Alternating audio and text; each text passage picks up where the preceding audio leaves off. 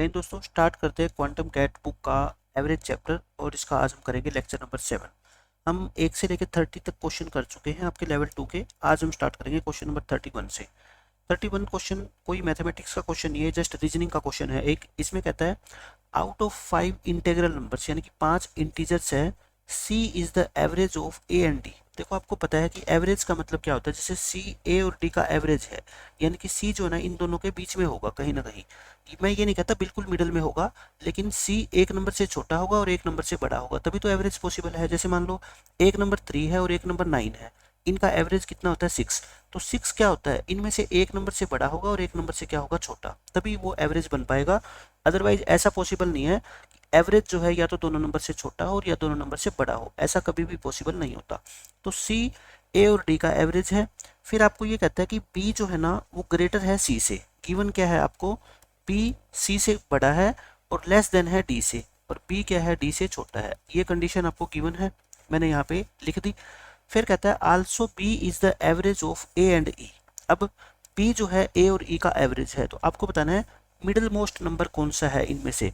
आप है ना ये मान लो, एक बार मैं बी को मान के देखता हूँ। बी जो है ना वो एवरेज है किसका, ए और ई का। मैं ए और ई को इन कॉर्नर्स पे रख देता हूँ और बीच में मैंने क्या मान लिया, बी मान लिया। अब देखो आपको क्या गिवन था क्वेश्चन में, बी जो है ना वो सी से बड़ा है, तो सी कहाँ पे होगा, इसकी इधर। मैं ये नंबर लाइन की तरह मान रहा हूँ, जैसे लिखता हूँ ना मैं यहाँ पे 0, यहाँ पे -1 -2, फिर यहाँ 1 यहाँ 2, उसी ऑर्डर में मैं मान रहा हूँ कि जो बड़ा नंबर होगा वो राइट साइड में और जो छोटा नंबर होगा वो लेफ्ट साइड में। ठीक है, ये हो गया। बी सी से बड़ा है तो मैंने यहाँ लिख दिया। बी डी से छोटा है तो फिर डी कहाँ होगा, बी के राइट साइड में होगा, क्योंकि डी क्या है, बड़ा है। तो अब आप खुद देख लो इस क्वेश्चन के अंदर। और आपको ये भी दे रखा था कि C जो है ना वो A और D का एवरेज है, यानी कि C होना चाहिए A और D के बीच में। देखो ये रहा C और ये रहा A और ये रहा D, इसके बीच में है, चल गया काम। फिर इसका मतलब सबसे मिडिल मोस्ट नंबर जो है वो कौन सा है, B है। तो आप बिल्कुल आसानी से ये डायग्राम बना के इस क्वेश्चन का आंसर दे सकते हो। अब देखो क्वेश्चन नंबर 32, ये अच्छा क्वेश्चन है।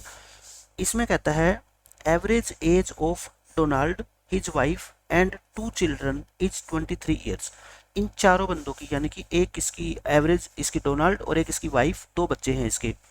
वाइफ जो है वो 4 ईयर छोटी है डोनाल्ड से, यानी कि मैं कह सकता हूँ कि डोनाल्ड जो है वो अपनी वाइफ से 4 साल बड़ा है।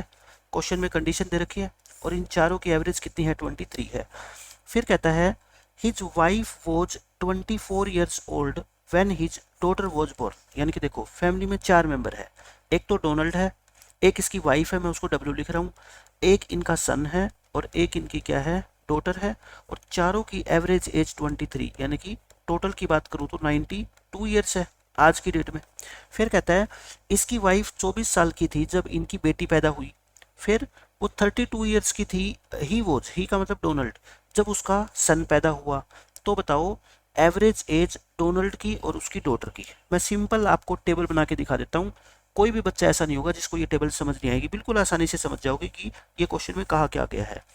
यहाँ हम लिख देते हैं डोनाल्ड, यहाँ हम लिख देते हैं उसकी वाइफ, यहाँ लिख देते हैं सन और यहाँ लिख देते हैं डॉटर। क्योंकि इस तरह के क्वेश्चन को आप टेबल बना के सोल्व करते हो ना, और भी तरह के क्वेश्चन अगर पूछे जाएंगे तो उनका भी आप इस टेबल की हेल्प से आंसर दे पाओगे। इसमें ये दे रखा है कि डोनाल्ड 32 ईयर्स का था जब उसका सन पैदा हुआ, यानी कि सन पैदा हुआ का मतलब सन की एज क्या थी, 0 थी। डोनाल्ड अगर 32 का था तो डोनाल्ड अपनी वाइफ से 4 साल बड़ा है, तो इसकी वाइफ उस टाइम कितनी होगी, 28 साल की थी। और डॉटर डॉटर की एज के बारे में अपने को कुछ भी नहीं पता है, इसको छोड़ दो, सन पैदा हुआ है ना।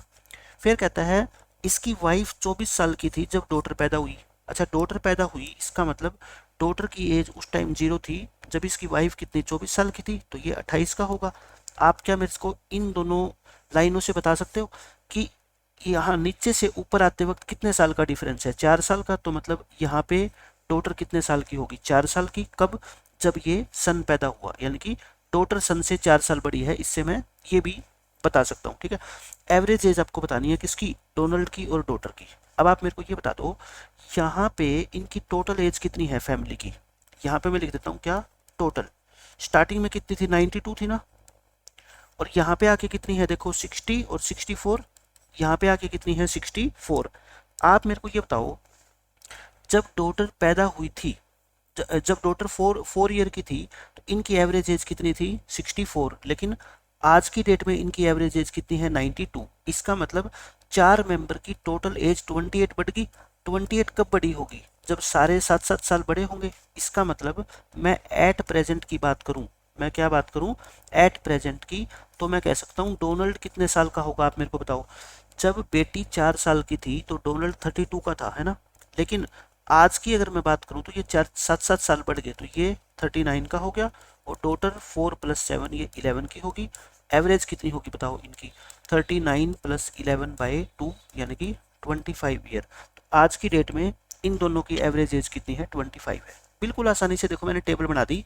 इससे समझो आप, इस लाइन से कि ये 32 का है, इसकी वाइफ 28 की है, तो डॉटर उस टाइम कितने की थी 4 साल की। ये मेरे को कैसे पता लगा, ये ऊपर वाली लाइन की हेल्प से पता लगा। यानी कि जब डॉटर 4 साल की थी तो इनकी टोटल एज 64 थी, लेकिन अब होगी 92, तो फैमिली की टोटल एज बढ़ गई 28 ईयर्स। लेकिन चारों मेंबर इक्वल इक्वल बड़े होंगे, तो हर मेंबर कितने कितने साल बड़ा हो गया बताओ आप मेरे को, 7-7 साल बड़ा हो गया। तो आज इनकी एवरेज एज कितनी, आप यहीं से देख लो, 32 और 36 यानी कि 18 ईयर है। 7 साल अगर बड़े होंगे तो एवरेज भी 7 साल बढ़ जाएगी, तो कितनी होगी 25। सीधा भी कर सकते हो आप, ठीक है, ये आपका आंसर आ जाएगा बस। लेकिन इस टेबल से ये फायदा होगा, मान लो आपसे ये पूछ ले कि डोनाल्ड की आज प्रेजेंट एज क्या है। अगर पेपर में आपसे ये पूछ ले कि प्रेजेंट एज ऑफ डोनाल्ड वो कितनी है, तो आप बता सकते हो कितनी है, 39 है। प्रेजेंट एज ऑफ डॉटर पूछ ले तो वो कितनी है बताओ, आपकी 11 ईयर्स है। Present age of his wife पूछ ले वो कितनी है, आप मेरे को बता सकते हो, वाइफ इससे 4 साल छोटी है। प्रेजेंट एज ऑफ सन पूछ ले, सन यहाँ पे 0 साल का था तो 7 साल बढ़ गया, तो मतलब कितना हो गया 7 साल का। देख लो ये सारी की सारी टोटल करोगे ना, तो टोटल आपका कितना आएगा 92 ईयर्स आएगा। तो मैं इसीलिए आपको टेबल बना के सिखाया है कि कुछ भी क्वेश्चन के अंदर पूछ लिया ना आपसे, ये टेबल जिसको बनानी आ गई सारे क्वेश्चन का आंसर आपका देना आ जाएगा, ठीक है। अब देखो क्वेश्चन नंबर 33, ये भी आसान क्वेश्चन है। इसमें कहता है 5 मेंबर है अमन की फैमिली में। अमन वर्मा एक पर्सन है, उसकी फैमिली में 5 मेंबर है। अमन, उसकी वाइफ, एक सन और 2 डॉटर है, ठीक है। The younger daughters as is 4/5 of the Elder daughter 8। मैं क्या करता हूँ, टेबल बना देता हूँ। टेबल से क्योंकि क्या होता है, काम अपना आसान हो जाता है। यहाँ बना रहा हूँ मैं टेबल। टेबल के अंदर 5 बंदे दिखाने हैं अपने को। यहाँ पे मैं दिखाता हूँ अमन को, यहाँ उसकी वाइफ को, यहाँ उसके सन को, और यहाँ 2 डॉटर है। एक को नाम दे देता हूँ D1 और एक को नाम दे देता हूँ D2, ठीक है। ये हो गया। ये मान लो क्या है, यंगर है, डॉटर छोटी है, और ये क्या है, एल्डर डॉटर है, इनकी बड़ी डॉटर है।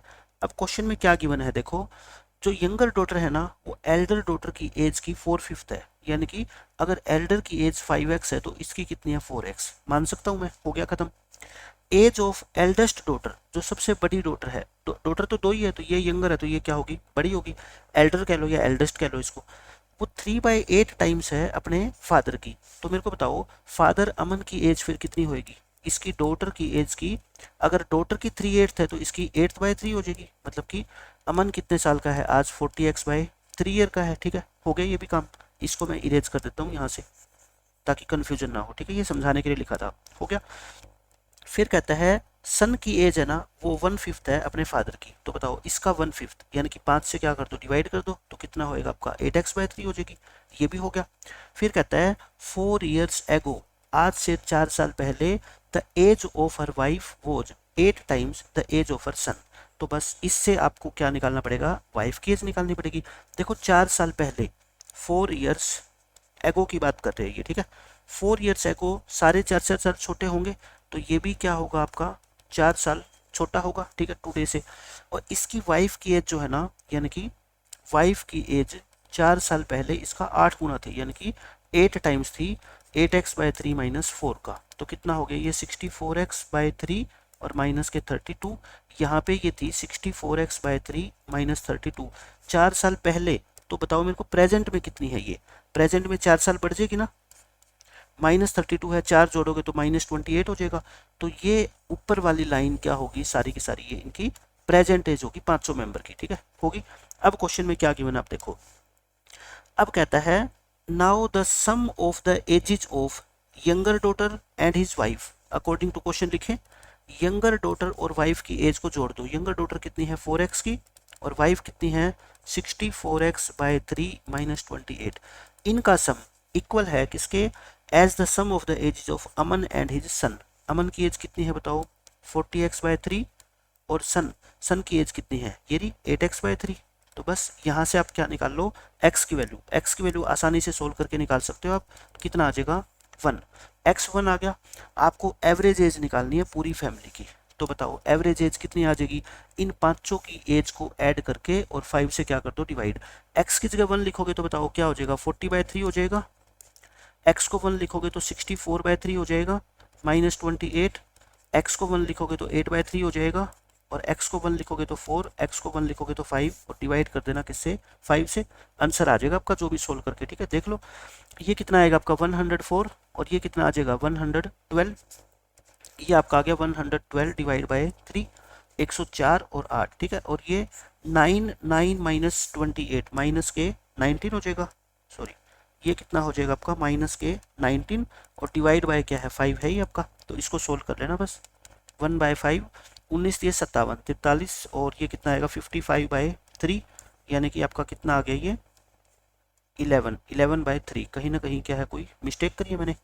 देखो 40/3, x को 1 पुट करेंगे 64/3 माइनस 28, और ये कितना हो जाएगा आपका 8/3, और ये 4, और ये कितना हो जाएगा 5, और डिवाइड बाय 5 करेंगे तो इसको ऐड करेंगे 104 और ये कितना हो गया आपका 112/3, और ये कितना हो जाएगा माइनस के 19, और 5 से इसको क्या करेंगे डिवाइड करेंगे।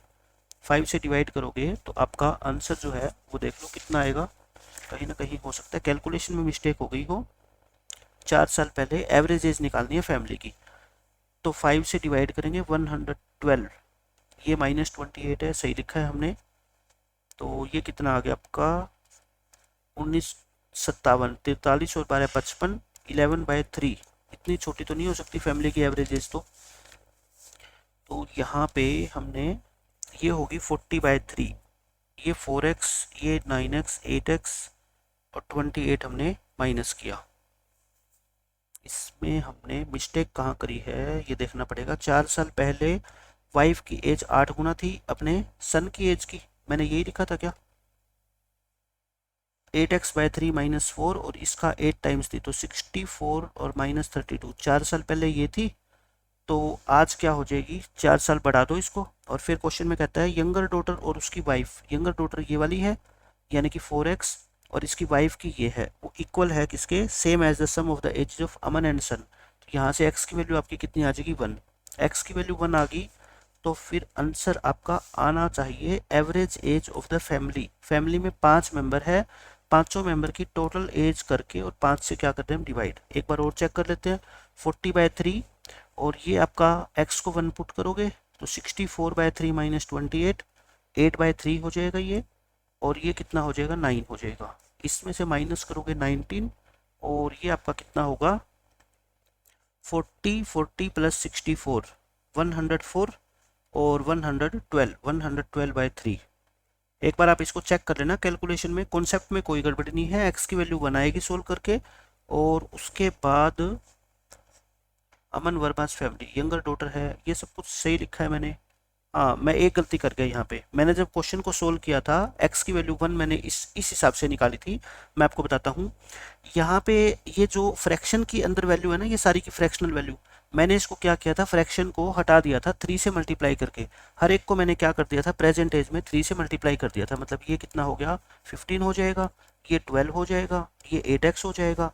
इसको 3 से मल्टीप्लाई करेंगे यहाँ पे, इसको छोड़ दो, ठीक है। मैं इस क्वेश्चन को आपको दोबारा करवा दूंगा लास्ट के अंदर, क्योंकि मैंने इन फ्रैक्शन को खत्म करने के लिए सबकी एज को 3 से मल्टीप्लाई करके और फिर आंसर निकाला था इस क्वेश्चन का x इज इक्वल टू 1, और मेरे वही दिमाग में था इसलिए मैंने क्या लिख दिया यहाँ पे x इज इक्वल टू 1 लिख दिया। लेकिन आप यहाँ से सोल्व करोगे तो x इज इक्वल टू 1 नहीं आएगा, वो x इज इक्वल टू 1 आपका क्या आएगा, यहाँ से देख लो 4x, और इसको सोल्व या तो इसको सोल्व करके आप क्या कर देना x की वैल्यू निकाल लेना, और x की वैल्यू निकाल के इन सब के अंदर पुट करके 5 से डिवाइड कर देना, आपका आंसर 100% ओके आएगा।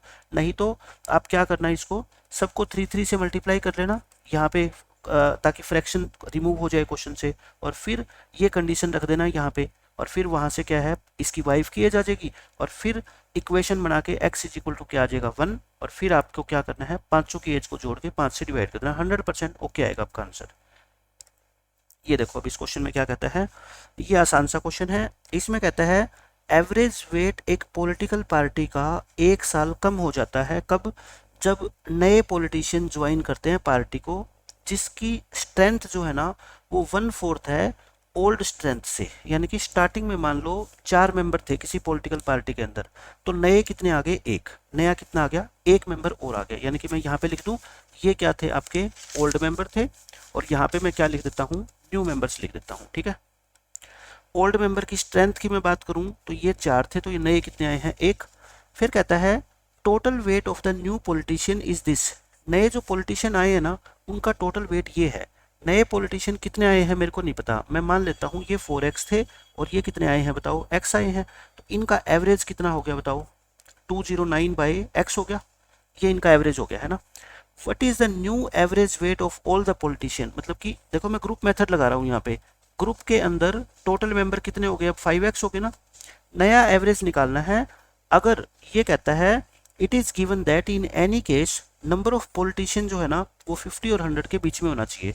आप मुझे बताओ, आपको ना तो पुरानी एवरेज पता, पुरानी एवरेज को आप कुछ भी मान लो, क्या मान लो, ए मान लो, तो आपको नई एवरेज निकालनी है ये वाली। ठीक है, और ये कंडीशन दे रखी है कि नंबर ऑफ पॉलिटिशियन 50 से ज़्यादा और 100 से कम होंगे। नंबर ऑफ पॉलिटिशियन अपने पास है कितने, अब बताओ 5x हो गए ना, क्योंकि 4x पहले थे, x अब आए, तो ये वैल्यू जो है ना वो 50 और 100 के बीच में है। 5 से डिवाइड करोगे तो x की वैल्यू 10 और आपकी 20 के क्या होगी बीच में। अब मैं बताता हूँ कि x की वैल्यू को आपको क्या यूज करना है। यहाँ से ग्रुप मेथड लगाओ, तो बताओ क्या होता है ग्रुप मेथड, इनकी मल्टीप्लीकेशन प्लस इसकी x से मल्टीप्लाई करोगे, और यहाँ पे नई एवरेज कितनी है अपने को पता ही नहीं है, नई एवरेज को आप, अच्छा नई एवरेज दे रखी है, एक कम हो जाएगी, तो यानी कि ये a है तो ये a-1 होगी, a-1 इंटू क्या होगी आपकी 5x। यहाँ से सोल्व कर लो इसको, और हम किसकी वैल्यू निकाल लेते हैं, यहाँ से a की वैल्यू निकाल लेते हैं, क्योंकि x की वैल्यू फिर हम इसके अकॉर्डिंग पुट कर देंगे, 5ax और माइनस के 5x, तो ये इधर ले आओ प्लस के 5x, और ये उधर आके कितना हो जाएगा आपका ax बचेगा, x से डिवाइड कर दो तो a निकल जाएगा आपका कितना 5 प्लस में 209 बाई एक्स। अब देखो x को कुछ ऐसा पुट करो कि ये 209 पूरा कट जाए। मेरे को पता है ये 19 का मल्टीपल होता है, क्योंकि 19 को आप 11 से मल्टीप्लाई करोगे तो आएगा, है ना। तो पुट कर दो आप x को यहाँ पे कितना 11, x को कितना पुट कर दो 11, a कितना आ जाएगा पता है 5 प्लस में x को, सॉरी 11 क्यों 19, आप 19 पुट करोगे तो 5 प्लस में कितना आएगा 11 यानी कि 16। तो ये आपने 11 पुट किया, और देखो इस कंडीशन को भी सेटिस्फाई कर रहा है 19 पुट करने पे। 19 क्यों पुट किया, क्योंकि मेरे को दिखाई देगा कि ये 19 इंटू 11 होता है। अच्छा ये तो a आया है, a का मतलब क्या है, इनकी पुरानी एवरेज कितनी थी 16 थी, लेकिन जब नए पॉलिटिशियन आए तो एक साल क्या होगी, कम होगी ना, एक साल कम होगी, तो नए पॉलिटिशियन की जो एवरेज एज होगी वो कितनी होगी 16। तो आपके क्वेश्चन का आंसर क्या है, ऑप्शन नंबर बी। तो अच्छा क्वेश्चन था, लेकिन बस इसी तरीके से आप इसको सोल्व कर सकते हो। अब देखो क्वेश्चन नंबर 35, ये बिल्कुल आसान है। इस क्वेश्चन से पहले मैं आपको एक कॉन्सेप्ट समझाता हूँ। जैसे मान लो आप 4 फ्रेंड हो A B C D, आपके पास 10 रुपये हैं, आपके पास 12, आपके पास 10, इसके पास कितने हैं 8 रुपये, तो बता दो एवरेज कितनी होगी। आप कहोगे जी 10 रुपये है। अब आपका एक फ्रेंड और आ गया टीम में E, वो कहता है भी मेरे पास कोई भी पैसे नहीं है। आप कहते हो कि ठीक है चलो आ जाओ, तो अब इन 40 रुपीज़ को आप 5 में डिवाइड करोगे, तो मतलब कि एवरेज कितनी हो जाएगी आपकी 8 हो जाएगी। कहने का मतलब एक ही अमाउंट को आप एक तो 4 बंदों में डिस्ट्रीब्यूट करो, एक 5 में करो, तो एवरेज तो कम होएगी ना। अब ये क्वेश्चन पढ़ो, इसमें क्या कहता है, रवि कानपुर गया लखनऊ से, यानी कि रवि ने लखनऊ से चलना स्टार्ट किया और कानपुर गया वो अपने 4 व्हीलर पे, यानी कि अपनी गाड़ी में गया, और उसको जर्नी के दौरान स्पेयर व्हील क्या होता है, स्टेपनी, जो अपनी गाड़ी में स्टेपनी होती है, उसको भी उसको रास्ते में यूज करना पड़ा। क्यों, क्योंकि उसका एक टायर क्या हो गया, पंक्चर हो गया। कहाँ जाके हुआ हमें नहीं पता। दस ही फिनिश्ड हिज 164 किलोमीटर जर्नी, और ये कितने किलोमीटर की जर्नी है 164 किलोमीटर की। The average distance covered by the wheels of the car. अब देखो कार के 4 पहिए होते हैं, आपको ये तो सबको पता है ना। अब 160 किलोमीटर अगर ये गाड़ी गई है, तो इसका मतलब हर पहिए ने कितनी डिस्टेंस ट्रेवल करी होगी, 160 तो ट्रेवल करी होगी, क्योंकि सारे पहिए चलते हैं साथ में, है ना। तो सब ने 160 किलोमीटर की डिस्टेंस ट्रेवल करी। जैसे मान लो कार के ऊपर 4 कबूतर बैठे हैं, 160 किलोमीटर डिस्टेंस आपने ट्रेवल कर ली अपनी गाड़ी से, तो चारों कबूतरों ने 160 कवर करी ना। ऐसे ही ये जो गाड़ी के पहिए हैं आप इसको कबूतर मान लो, ठीक है। अब ये कहता है रास्ते में आपको स्टेपनी भी यूज करनी पड़ी। ये क्या है, आपकी स्टेपनी है। तो आप एक बात बताओ, क्या स्टेपनी को हम ये मानेंगे कि इसने भी 160 किलोमीटर ट्रेवल किया? आप कहोगे नहीं। मान लो इस टायर का क्या हुआ था, पंक्चर हुआ था, है ना, इसका पंक्चर हुआ था, तो इसने और इसने मिलके तो 160 कवर करी होगी ना। क्योंकि मान लो पंक्चर 100 किलोमीटर के बाद हुआ, तो इसने 100 किलोमीटर चला होगा, बाकी 60 इसने चला होगा। कहने का मतलब इन दोनों ने मिलके 160 चला है, ना कि दोनों ने 160 160, ठीक है। तो टोटल डिस्टेंस कितनी कवर करी बताओ?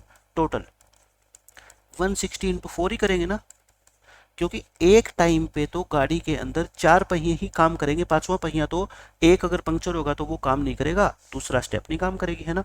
एवरेज डिस्टेंस कितनी होगी? लेकिन 640 को डिवाइड किस में करेंगे? 5 से डिवाइड करेंगे। क्यों करेंगे आपको पता लग गया? क्योंकि ये जो है आपकी जो स्टेपनी है ये भी कहेगी कि भाई डिस्टेंस तो मैंने भी कवर करी है, तो मेरे हिस्से में भी आना चाहिए। तो आंसर कितना आ जाएगा अपना? 128 किलोमीटर। तो सिर्फ समझने वाली ये बात थी कि एक बच्चे गलती कहाँ कर देते हैं, वो ये सोचते हैं कि 160 ही एवरेज स्पीड है, हर एक पहिए ने 160 ट्रेवल किया है। लेकिन आपको पता है अगर ये टायर पंक्चर हुआ है तो इन दोनों ने मिलके 160 किया है, और 160 160 इन तीनों ने, तो टोटल तो 640 हुआ ना। ये बटेंगे इक्वली किसमें? 5 में। तो एवरेज स्पीड एक व्हील की अगर माना जाए तो कितनी होगी? 128 किलोमीटर हो जाएगी। ये आपके इस क्वेश्चन का आंसर है। तो आज हमने किए क्वेश्चन 31 से क्वेश्चन 35, और जो वो अमन वाला क्वेश्चन था वो मैं आपको फिर बता रहा हूँ। 3 से मल्टीप्लाई करके या तो x की वैल्यू 1 निकाल के उससे सोल्व कर लेना, या फिर आप 3 से मल्टीप्लाई नहीं करोगे तब भी आपकी x की वैल्यू आएगी कुछ ना कुछ, और फिर आप क्या कर लेना, एवरेज एज निकाल लेना पूरी फैमिली की, आंसर आपका आ जाएगा। ठीक है, मिलते हैं नेक्स्ट लेक्चर में। बाय बाय, जय।